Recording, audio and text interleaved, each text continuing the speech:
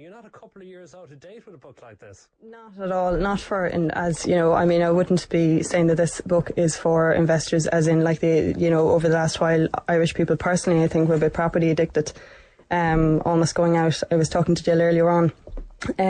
People just went out buying property almost as though they were buying cornflakes. Do you know what I mean? I mean, it's silly buying property. Now I think there's opportunities there for first-time buyers. Property prices have come down, interest rates are very low. If I would recommend that people would fix rates, because they are so low, rather than doing the old, just throwing money into whatever they saw. But wouldn't you be better off just renting at the moment, saving your money and waiting for prices to fall even further and then buy? Well, that's, there's two things to that. First of all, I know personally I spent €36,000 on rent, okay, which is a lot of money. Now, how much? €36,000 on rent. No. Sorry. No. Over 3 years. Oh, 3 years, my God, I was wondering for a second. I think you were paying very high rent somewhere. No. I spent a lot of money on rent. There are people who renting suits and they want to rent. Personally, I mean, I think something like, there's so many schemes at the moment, rent to buy scheme, it's an option for individuals. It's a very, very individual thing. I'm not suggesting whatsoever that people just go out on a shopping spree and buy property. Absolutely not. That's ridiculous. What I would say is that there's opportunities there for first-time buyers at the moment. Property prices are coming down, so if they have the opportunity to buy, and they may come down another little bit, but let's just say, for example, if they wait a year, if going on what I paid, say $1,200 a month, that's another 12. That's, again, it is a lot of money. Now, what I would say in the book is, if somebody, for example, we'll just use a figure, is selling property for say 350,000. Don't offer 350,000. Now, people offer $250,000, you might get it, is it? I would absolutely offer 300. I wouldn't have. All they can do is say no, and then you can start coming up. But if you offered 350,000, which I know when a few years ago, it was almost like people were bidding for the same property. Now sellers want to get rid of the properties. So therefore you're in a better position. But again... But you still have to take into account the stability of your job, the fact that your income might be affected by tax changes and the budget coming up. Yeah. So is it really a good... There's all these people who bought houses in recent years who now have negative equity because everyone was telling them rent is dead money. Mm-hmm.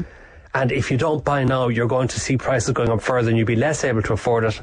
And they regret it now. So why should people go and buy now? Well, I wouldn't actually say that people should buy. What I would say is that there are people who want to buy property now. For example, you have people who maybe are living at home, getting married, want to go out and buy their house. There are people who maybe have a house, then they have a child, they want to get they want their own house. At the end of the day, to have your own house, it does feel better to have your own house. I know when I rented, the one thing was, you could be tossed out at any moment, and for any first-time buyer out there that is renting, they know what it feels like. However, when I bought my first place, I looked at books. I looked at plenty of books. And to be honest, it made it, a lot of it was actually more intimidating than anything. The reason being I didn't understand it. So this book is particularly for first-time buyers, and especially it's almost like in two sections. It's for obviously the first section is all about how to do it. The second section then is, there's a couple of chapters on it. Is where if you do want to move on later on, when the property market eventually does come back, that might be 3 years, it might be 10 years, whenever.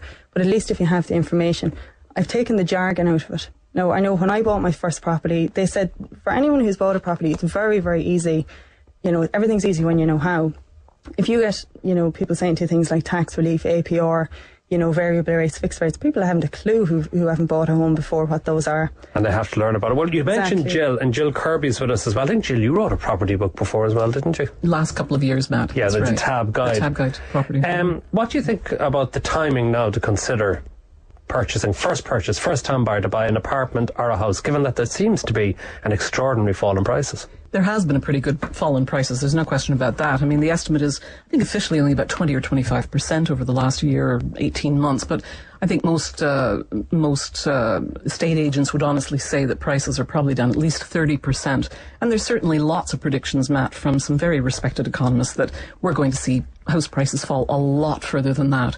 You know, we had a boom in prices between about, 1996 and 2006, 2007, of as much as 300% in this country. It was the biggest property boom in all of Europe. It was one of the biggest in the world. And that was because of all the circumstances we know about. Too much cheap money, too many tax breaks, too much encouragement by government to the property developers and to bring that tax money in for them by selling all of these properties. And people got sucked into this, especially young buyers who were told, if you don't get on this ladder now, it's going to be too late.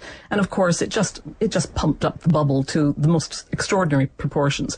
So Morgan Kelly and Alan Ahern, their studies on property have shown that the size of the peak of the bubble is usually where the fall pretty much goes to as well, where the drop... If you go up 80%, you'll come down 80%. Yeah, and it won't necessarily stay at 80%, but it'll hit that point at some stage, and then it'll flatten out at maybe 50%. And I think that's probably what we're looking at here.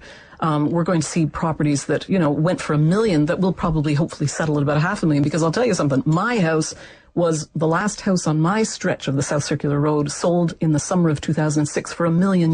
Not a single house has sold since. And those houses, when you look at the rental yield on houses like that, they're probably, and my neighbours are going to kill me saying this, they're probably really only worth about $450, because the rent that these houses commanded was about $1,800 a month. But what about the argument, though, that rent is dead money? And, this is what Donna has said. And there's listeners texting into me saying, it's like, how can you save at the same time as you're renting? Well, first of all, rents are coming down. The Daft report in last month, showed that rents are down 12% in the past year. Still very expensive, though. Sure, but they're going to come down too, because the house values are coming down, and those prices are beginning to correlate.